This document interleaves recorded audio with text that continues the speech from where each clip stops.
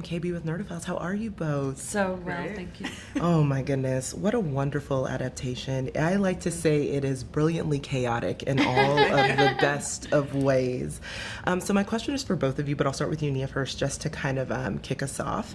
You know, oftentimes we see Black women are physically desired, but not always properly loved or even loved well. So talk a little bit about just the unique position of kind of making this film with a complex Black woman, and for you, Tessa, stepping into her, and who is really kind of the object of many, but not necessarily loved well by any of those people. Was that kind of an intentional choice? Well, if you can't love yourself, how the hell are you gonna love anybody else? You know, it's sort of a HEDDA thing.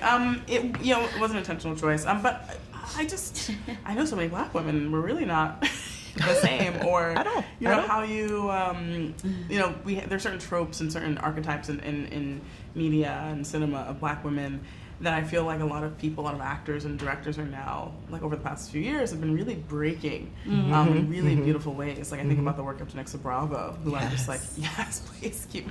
Like she really creates Black women that are really dynamic and interesting. And what Viola Davis is doing in her career, like, and she talks about this too. She's like, I had to do this thing, and now I'm over here with my gun, pew pew, G8. You know, I loved her. That was so fun. Oh, we watched it together. Yeah. But it was really intentional, but it's not like I'm like, my job on this earth is to show Black women in XYZ way.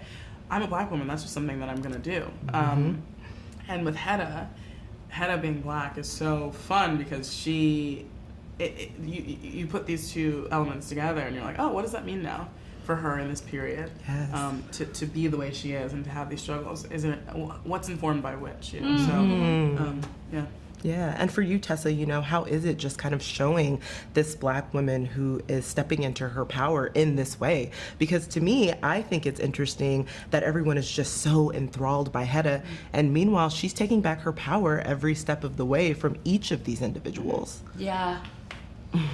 Yeah, I mean, it's an interesting thing. I mean, it's like the thing that they say when you're playing like a king or you're playing someone in a position of power, that you don't actually play the power, it's everyone around you gives it to you. So it's the way that people respond to you when you enter a room that gives you power. So I feel really lucky to have had this cast that helped create a HEDDA that feels like intimidating, and she changes the calculus of the room, but that's them. I'm so helped by their generous performances, really, and that was such a gift. And just down to the dress, I mean, the sheer circumference of the dress, which takes up so much space, and this idea of a woman that is very powerful and has her own sort of danger, but is really hemmed in not just by herself but by the time, and all of those things, I think, create a character that was just such a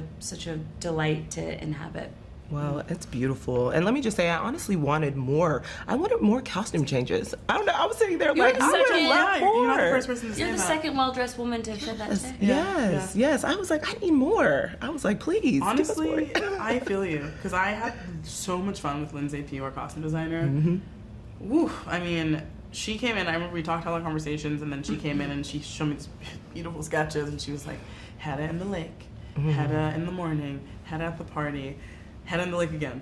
Eileen at the party. It was just like, it was like the world was opening up in another way for me, which is one of my favorite parts of making a movie, watching it all come together. She could have done, some people that are really extra at a party, she could have done a mid-party costume change. Right. We never discussed that. Lingerie. So that's true. That's a look. But it's not a gown, so no, we could have done one more gown. We never talked about that. So after the lake, she could have put I can't believe I didn't ask for that. I know, I'm surprised actually.